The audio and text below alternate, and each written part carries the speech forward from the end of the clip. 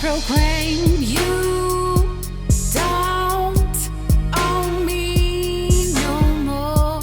You don't own me no more.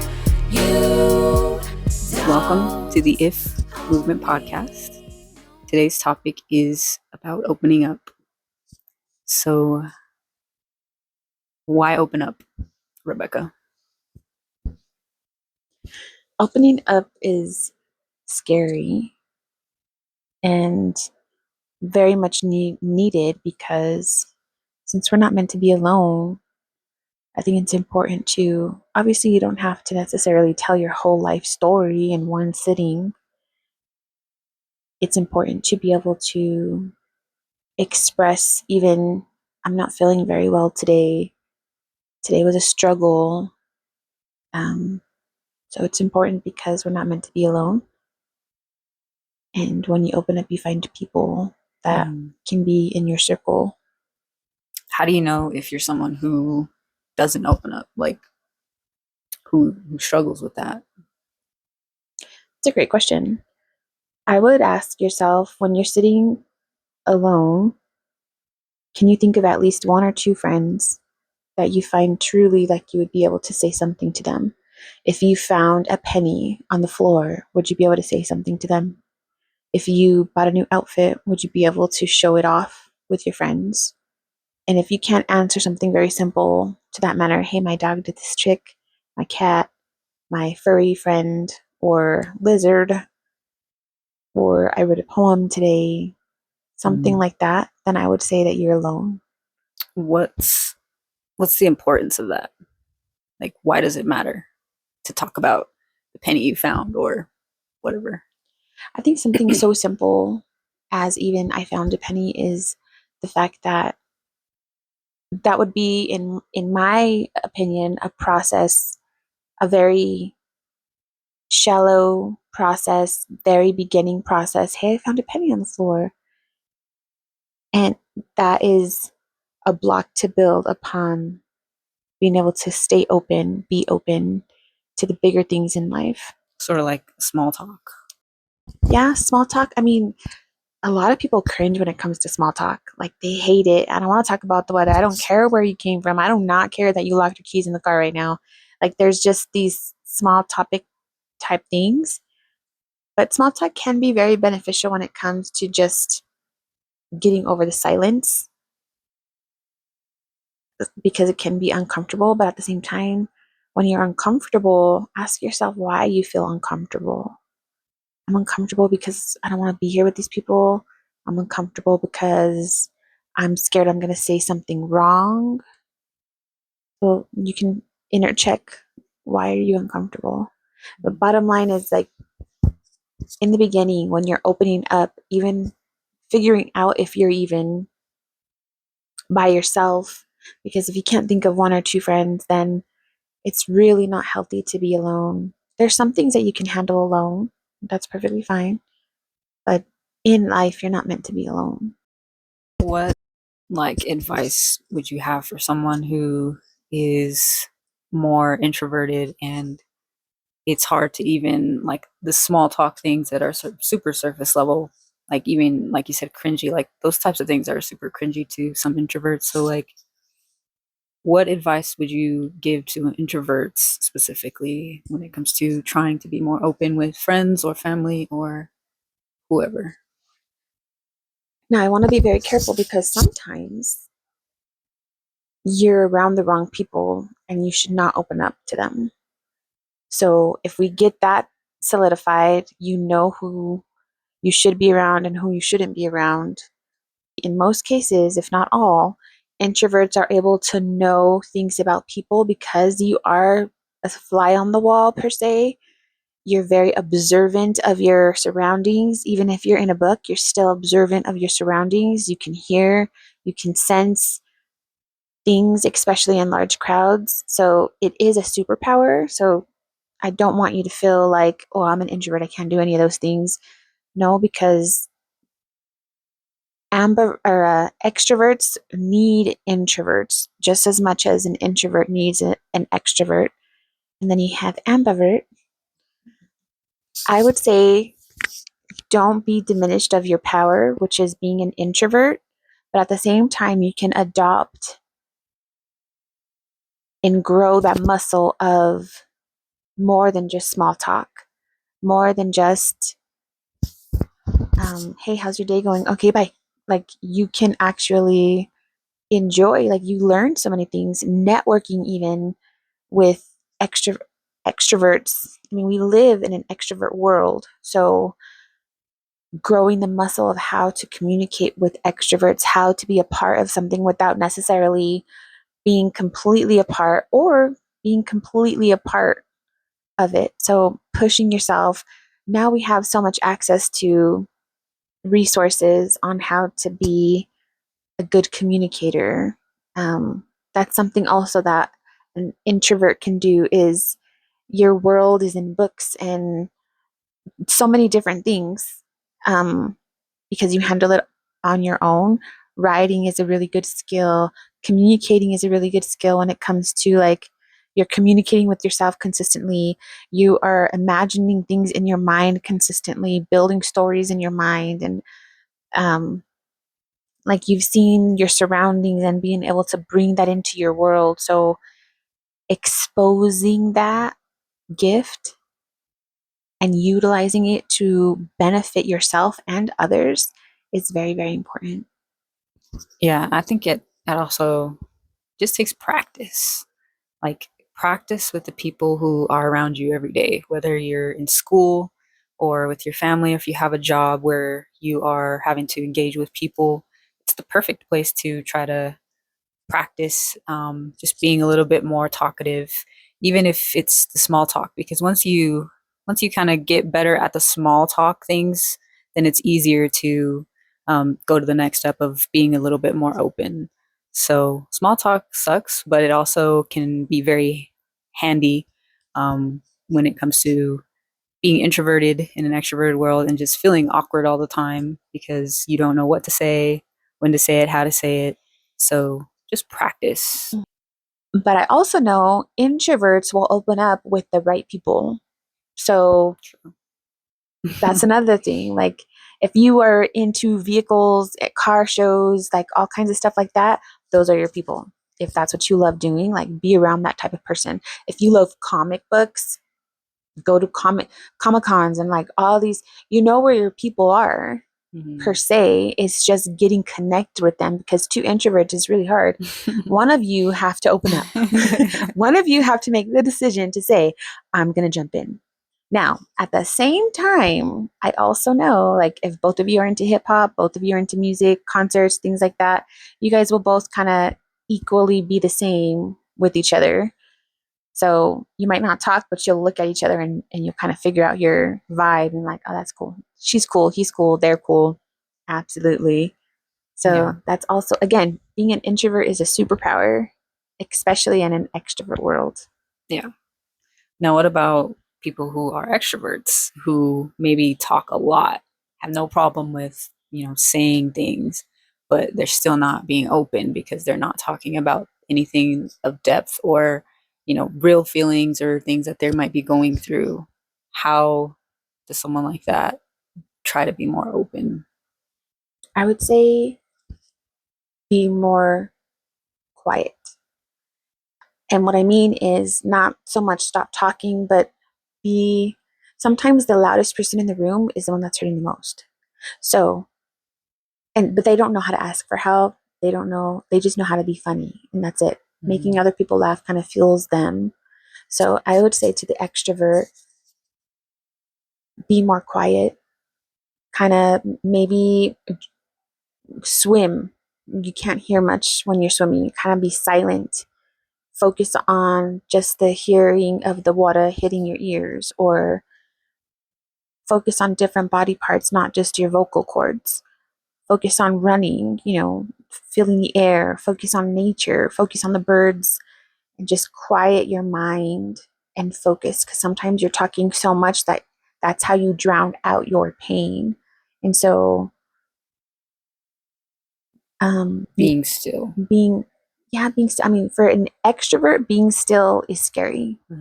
The moment you stop is the moment that everything will hit you like a train. Right. And so, yes, that's the goal, is to be still. But in order to get there, I feel like there could be a process. Some of you will get there automatically, introvert, extrovert, you're going to get there. But a lot of us that need to get there in steps, learn what it is to be quiet, not silent, just quiet your mind. And then once you kind of mastered that, then you can kind of get into, all right, now I know what it's like to hear birds chirping. I know what it's like to hear the cars zooming by and not hear anything else.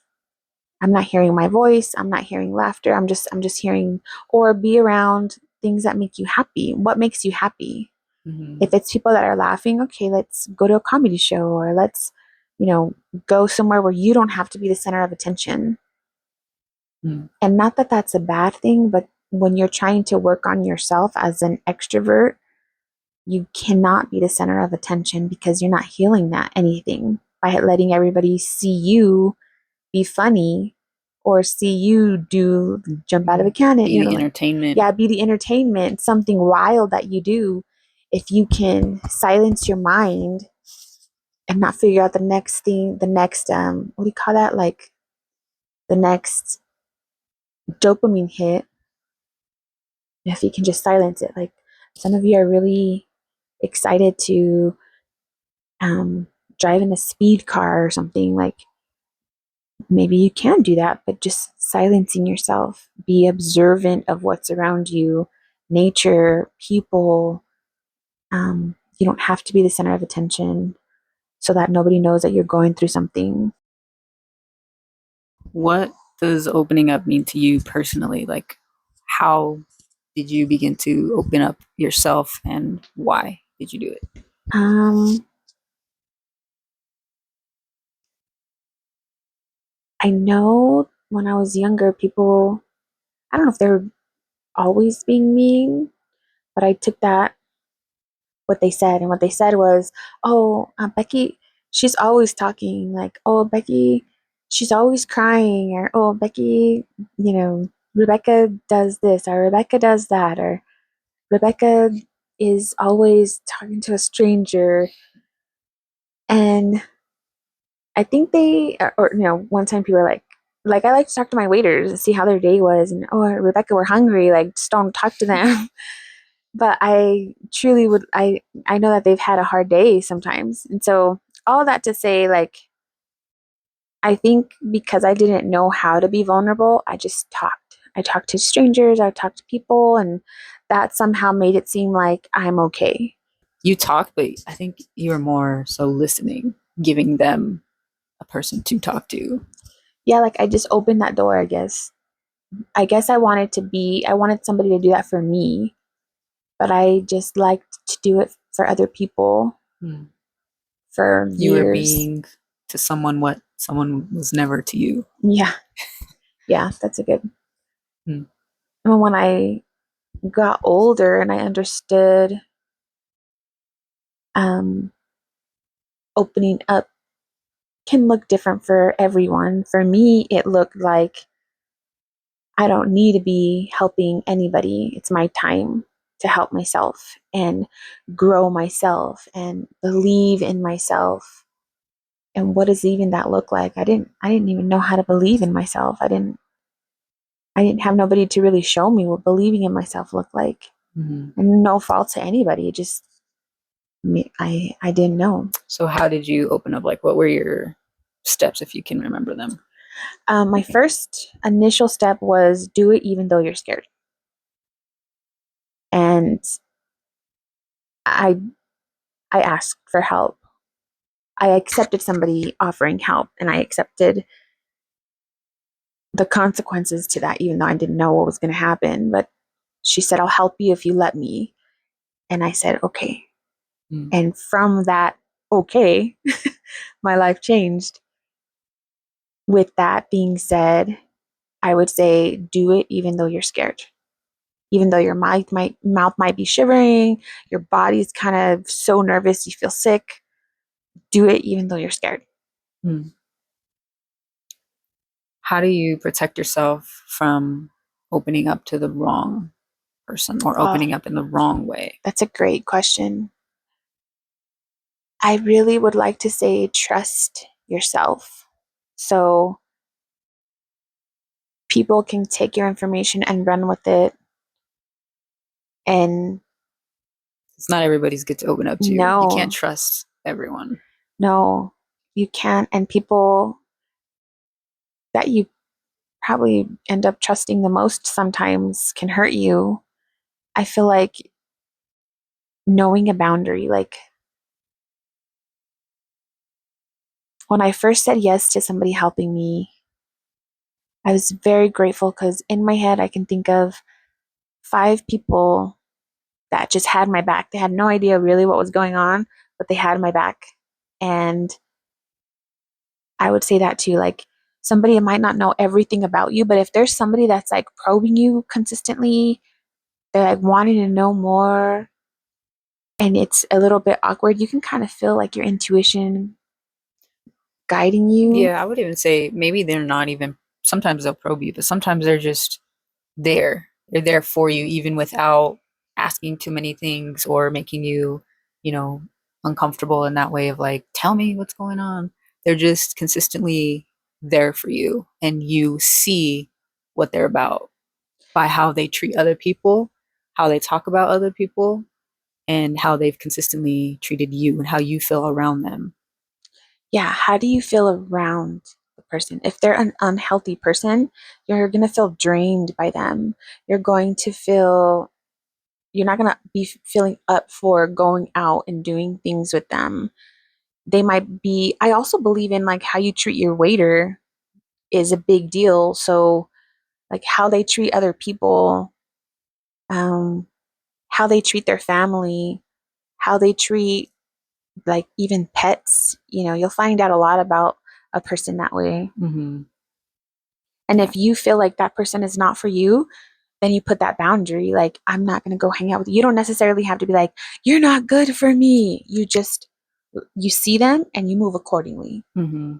I always try really hard to promote having a confidant, a best friend, a mentor, at least 3 people in your life that you can open up to. This is your circle. This is the people that, being vulnerable to is reciprocated. They can be vulnerable to you. There was a man, and I can't remember his name, but he talked about his friend going through a lot, and he then decided to text me, do you got 8 minutes? And they can just drop everything. And that was their cue to like, I all hands on deck right now.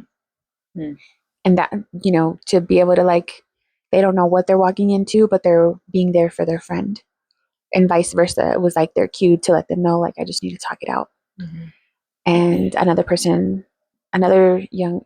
man had said something similar when they're like, even up to 12 minutes, they can just vomit what they're feeling or express what they're feeling or what's tormenting them, what's hurting them, whatever it is, they can get it out. And it usually just takes 12 minutes, 8 to 12 minutes for somebody to finally feel that relief because they just let it out.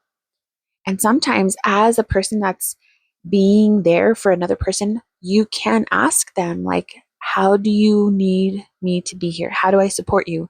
Do you want my opinion? Do you want my advice? Do you want me just to listen? Do you want me to hand you tissue? Like how do I support you? That's a good point. How do you be someone that your friend that trusts you can open up to?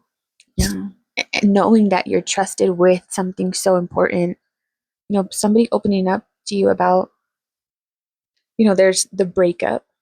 And then there's family issues, and there's personal issues, and there's fights among themselves where they're fighting internally and they're sharing that with you. So if you know what the person needs, sometimes you yourself might not have the mental capacity to accept it. And you can say, I just give me a few minutes to like get myself together. Or the person might feel that you're not at full capacity to help them, and they can graciously like understand that moment. Or you can get yourself together and be like, okay, how do I support you? I'm ready to go. Mm-hmm. Being that for somebody. And then you also, I think everybody just needs at We all need least, somebody. yeah, because you might go through something and it's just really heartbreaking and I don't know how to be there for you. And grief type of thing, grief is, it doesn't stop, you know? So some days are harder than others. There's also grief from losing a partner, grief from losing a family member, grief from losing a child, like just all these types of grief. And it might hit you one day where, you just need all hands on deck. As long as it's reciprocated, I don't want people to just be like, I'll take what you have, I'll take what you have, I'll take what you have. No, there is a boundary that you can put. Balance. A balance. If it's too imbalanced on either end, then it's not a good situation to be in. Right. That part. So opening up is important in life because the opposite of opening up is being closed. Someone who's closed off, closed from expressing themselves, closed from experiencing emotions, closed from having friends. You're lonely, you are hurting and don't have someone to lean on. So it's important to open up and just trust at least in one person. Find someone that you can trust and confide in and just express yourself to, even if it's just to get it off of your chest. Maybe they can't necessarily help you solve any issues, but sometimes just saying what you feel out loud can be so helpful, can be so much relief. Um, because the opposite is holding it in and just shoving things down. And eventually you get to a point where you are going to explode. It's going to come out one way or another. It comes out through different ways, like anger or depression, or, one day you just lash out on the wrong person, or there's so many different things that can happen. Health, it can affect your health, even your mental health, your physical health. So just find somebody that you can talk to, that you can express yourself to. Yeah.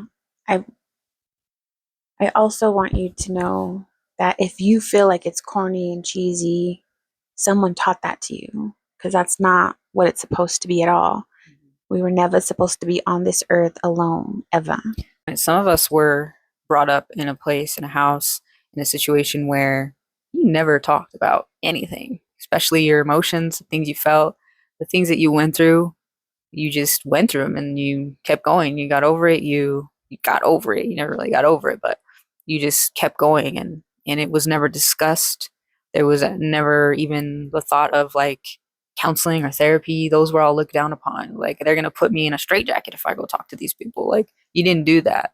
So don't be hard on yourself either. If you're someone who came from a situation, household, a childhood like that, it takes time to unlearn all of those things that are unhealthy, because those are unhealthy. We're never meant to, keep everything in and hold it all together like we're perfect or like we're, strong and indestructible, because we're not. We're human beings and we have issues and we need to talk about them. I agree.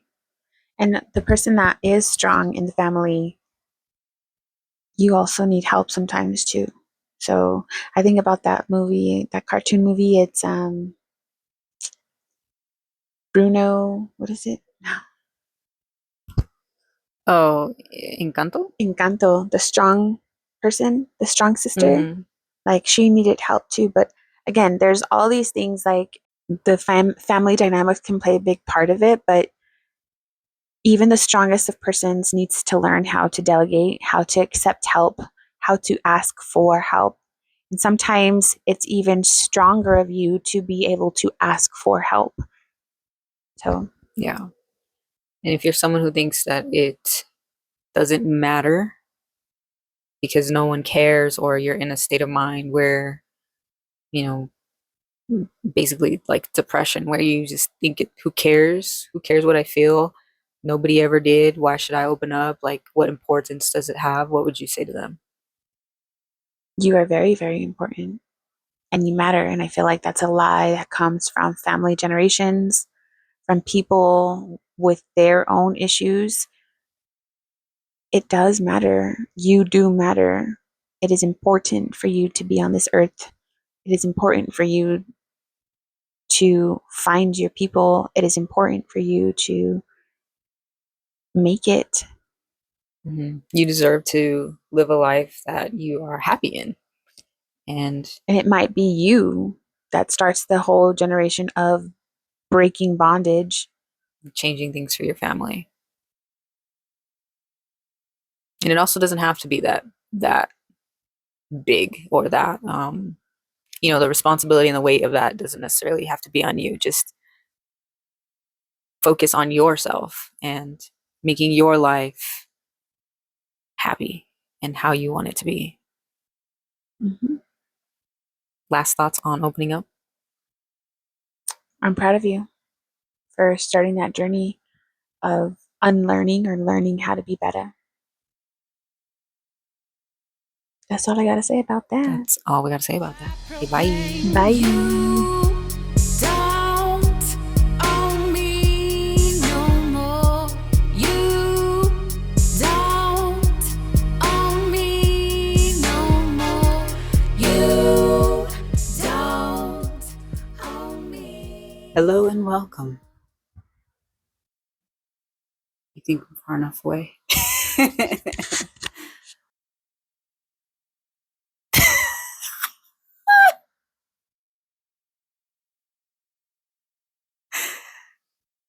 What happened? That's our topic. Hello. I